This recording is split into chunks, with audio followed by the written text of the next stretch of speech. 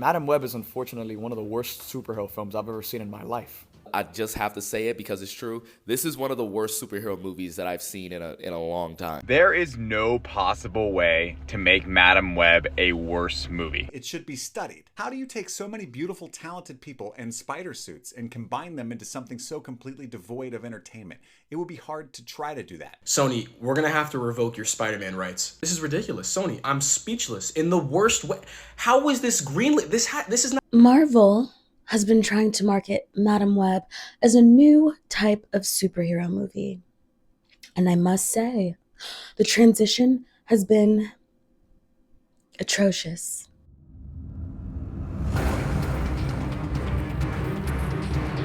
I did not watch the trailer for this film, as I do most Spider-Man, but they're women. They're in Marvel. They're not in MCU. I get the gist. I watched some of the press tour. It was pretty light.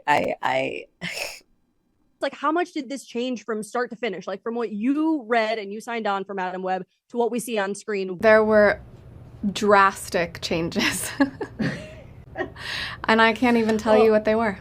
They had a great cast: Dakota Johnson, Sydney Sweeney, Mike Epps, Adam Scott, Emma Roberts. I'm unfamiliar with Isabella Merced and Celeste O'Connor, but loved them on the screen. Oh my god, and I cannot forget Shoshana. And with all of those heavy-hitting names, they still couldn't save this movie.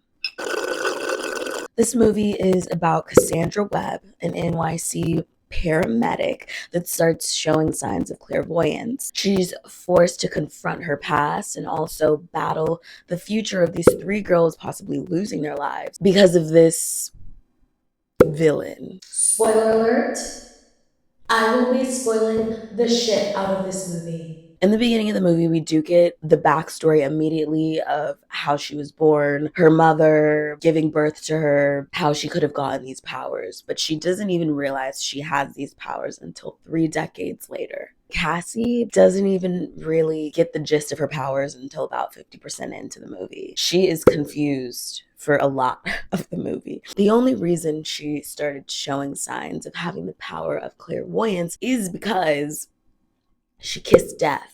And you know, that changes anybody's life forever. That makes sense. But what doesn't make sense is the other 3 girls, the main characters, and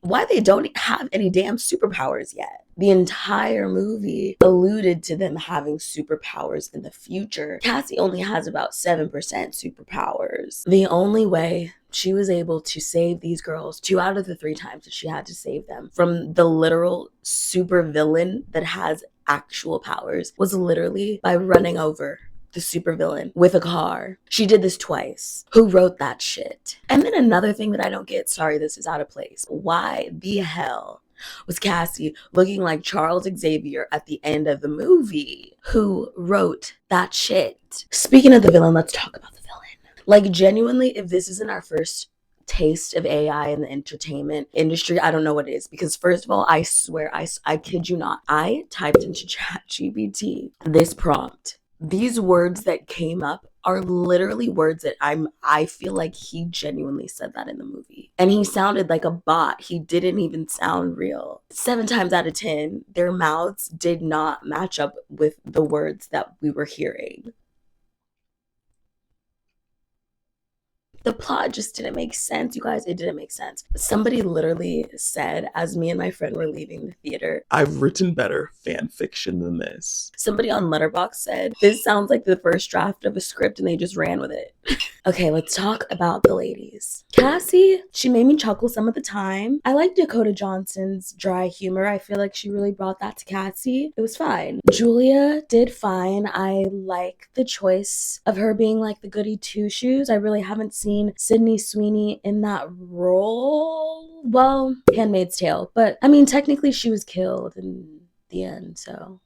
She didn't have like much screen time, and that's another thing. The movie was about these group of girls, but I don't feel like we got to know the girls that much. Anya, again, I liked her on the screen. She did her job, but like I don't know her yet. But Maddie was my favorite of the three. She just had the most personality to me. She's a misfit. We love a misfit. She had great comedic timing, but again, it just felt silly. They literally did not have superpowers the whole movie except for in this man's vision once or twice. And then why the hell in the trailers do they have it's like clickbait, you know what I mean? And let's talk about the way the movie was colored. There was a choice. There were warm tones. I guess it got a little bit cooler when she was having her visions, but nothing to make it pop and stand out. Also, every time they had a conversation, it felt delayed. Like it felt like in the editing room, they didn't cut the clips close enough to where it sounded like they were having a real conversation. And that brings me to the budget. Madam Web had a budget of $80 million. So I did some research, and most Marvel movies have a budget of $150 million to $250 million, not including the Avengers. It kind of just boils down to the fact that they couldn't even afford to have superpowers yet, maybe. And that's why they had to allude to superpowers in the future. The entire movie felt like it was like a slow burn prequel. Like, how do you introduce us to a movie with a prequel? I'm learning that you don't. We just have to know who they are at their best before we can know them before. But let's talk about what I did like. So I really liked that going into the movie, I had a couple people tell me like, yo, they're saying Madam Web isn't that good. I liked having that prior knowledge because if I wouldn't have known that, you guys, I would have been hurt. Another thing that I love is a Marvel movie on opening night. It was packed out. It feels like such a community when you're seeing a Marvel film with Marvel lovers that just want to have a good time. And I love that. The final thing that I really liked about Madam Web was Celeste O'Connor.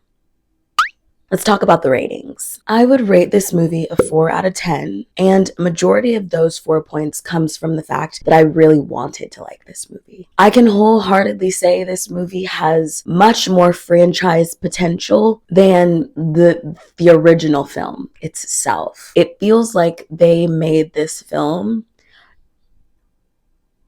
almost a little too cocky about the fact that there would be other films. And I would love to see the real action. That brings us to the end of this video. I wrote a lengthy Letterboxd review, and please go over and follow me on Letterboxd if you have an account, if you're a TV and film lover. My Letterboxd, I'm new to it. I don't know if it's like an app, but my app name is Lizzie on TV. I'm going to link it below for those who want to follow me or see what I had to say. Please leave a comment on what you thought about the movie. Put something on the watch list for me, Let me know in the comments if there's something you want me to review. I love watching TV and film, and I love reviewing it. And give me things that you really recommend or you even don't recommend, because watching bad things is fun sometimes too. If you liked anything you saw in this video, give me a like, a share, a comment, a subscribe. You will see me back here Monday.